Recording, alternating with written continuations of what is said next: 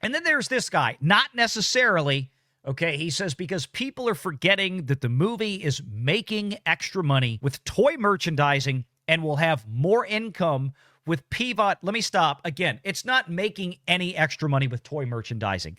If anything, it's being lumped in under the Avengers Marvel banner that they have with companies like Hasbro and other merchandise manufacturers. Again, if anybody wants to go out there and send me pictures from their Target or their Walmart with all of this supposed Thunderbolts merchandise, go ahead and let me know, because it doesn't exist.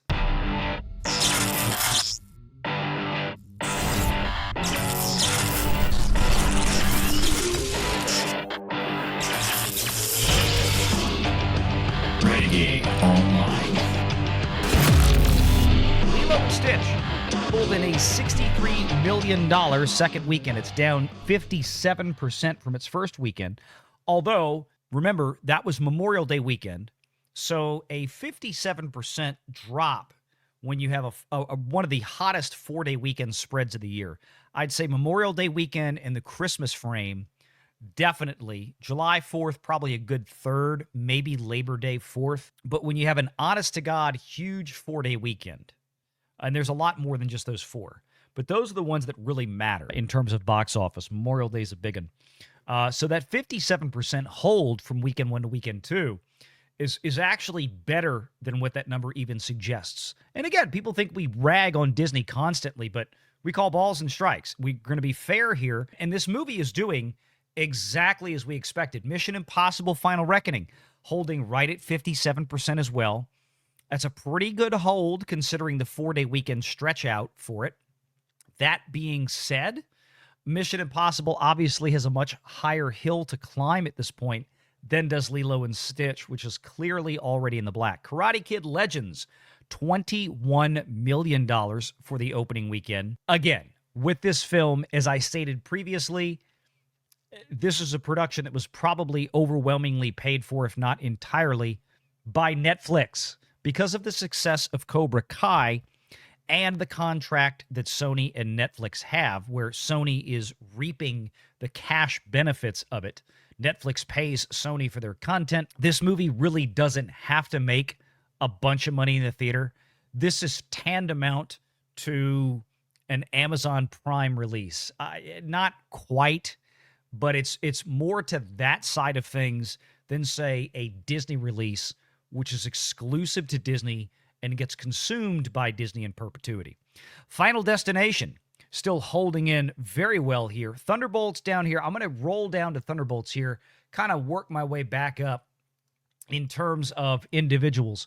So let's go in here to Thunderbolts. $369 million as of right now is the estimate. This movie is going to do exactly what we thought. It's going to come in and finish up probably right around Captain Falcon DEI, probably a little bit less from what it seems like. The run is complete. There's a lot more competition coming out in the next 2 weeks that's going to move this into smaller and smaller theaters. The marketing machine is over. The movie's going to lose about $100 million in real money, not fake Mickey dollars, right? But real money, not the money that Disney's going to pay itself to stream it on Disney Plus. There's no merchandising for this. There's people out there online on X trying to say, oh, Thunderbolts is fine. It'll break even. It'll make money. It's got merchandising sale. No, it doesn't.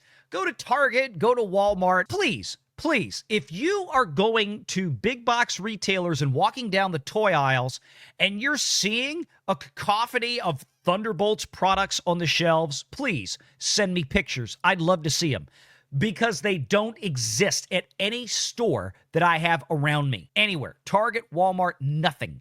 There is nothing there for this. And to prove it, Bob Iger is obviously very concerned about Marvel right now. He is scared to death of what Fantastic Four is going to do, or more likely not do. And then, of course, Doomsday is the next big problem. And that is a billion-dollar problem for Disney. They're probably getting very, very nervous as the cash is flowing out of their lines of credit right now to film this thing. But as it stands with Thunderbolts, let me kind of pull this up real quick and then finish running up this list. Let me go back over to my my X feed here. I want to give everybody just kind of an idea of what I'm talking about. Exhibitor Relations is one of these great websites, research firms, and of course they have an X presence as well. They're just unbiased. They just report data, right?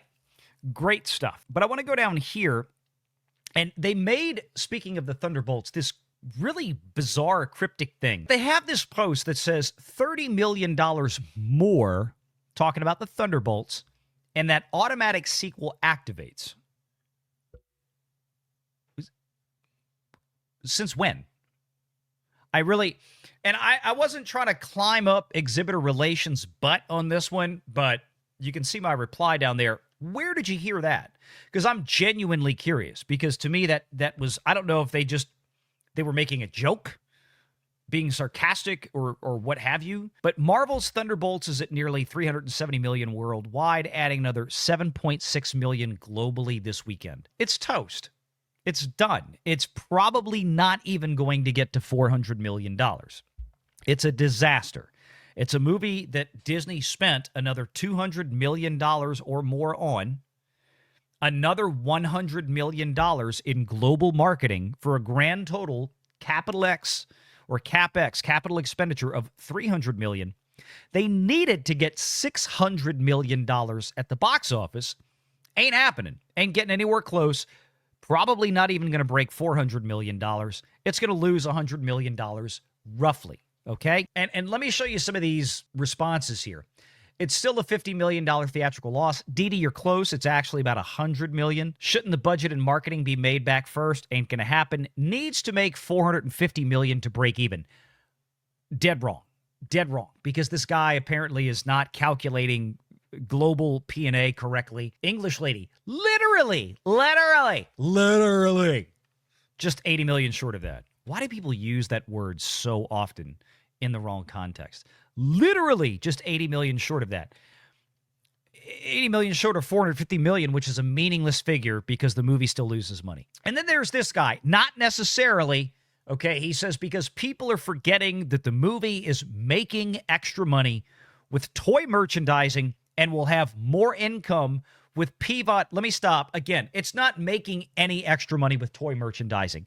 If anything, it's being lumped in under the Avengers Marvel banner that they have with companies like Hasbro and other merchandise manufacturers. Again, if anybody wants to go out there and send me pictures from their Target or their Walmart with all of this supposed Thunderbolts merchandise, go ahead and let me know, because it doesn't exist. Okay? So his first sentence is just wrong. It's just wrong. Maybe Disney will pull in a few 100,000 or $1 million. Remember, Deadline magazine just 2 months ago told us that they expected that all of the money that Disney was going to make from Snow White, merchandising-wise, from the Rachel Ziegler version of the movie was $2 million. Thunderbolts is not even going to make half of that. Thunderbolts is probably not even going to make a quarter of that. So get real. And it'll have more income with PVOD, digital sales, plus streaming. Not really. Sorry. Disney movies don't sell a lot on PVOD, whether for rental or for sale, because most everybody in North America and around the globe has Disney Plus, and most people just wait the extra couple of weeks. This is not the type of movie that engenders a lot of physical media or PVOD. It just doesn't. You know why? Because we've never had big stories from Disney about massive PVOD sales for these Marvel movies. But we do get them from other studios for movies like Wicked and Dune, from Universal or Warner Brothers and stuff like this, where they tell us, hey, they did $100 million in PVOD sales for Wicked. It's not happening over here at Disney. They'll make some, but not much. And I let this guy know about this, but this is the point. This is kind of the Marvel show. You know, people don't really get it.